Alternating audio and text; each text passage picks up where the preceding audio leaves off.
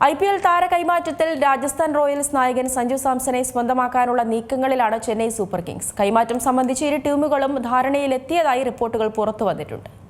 IPL താര കൈമാറ്റത്തിൽ Rajasthan Royals നായകൻ Sanju സാംസനെ സ്വന്തമാക്കാനുള്ള നീക്കങ്ങളിലാണ് Chennai super Kings.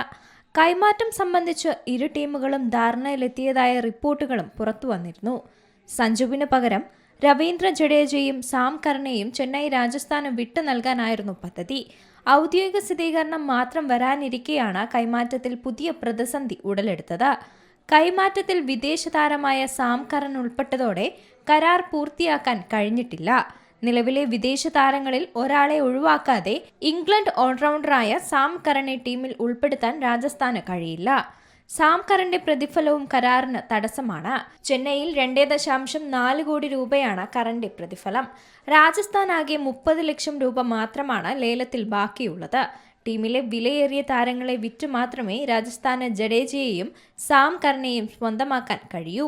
എന്തായാലും Jadeja, Sam Curran എന്നിവരിൽ നിന്ന് ചെന്നൈ ടീമും സഞ്ജുവിൽ നിന്ന് രാജസ്ഥാനും സമ്മതപത്രം ഒപ്പിട്ടു വാങ്ങി. BCCI, ECB ബോർഡുകളുടെ അനുമതിയോടെ താര കൈമാറ്റ നടപടികളും പൂർത്തിയാകും. 48 മണിക്കൂറിനുള്ളിൽ നടപടികളെല്ലാം പൂർത്തിയാകുമെന്നാണ് CSK വൃത്തങ്ങളും സൂചിപ്പിച്ചത്.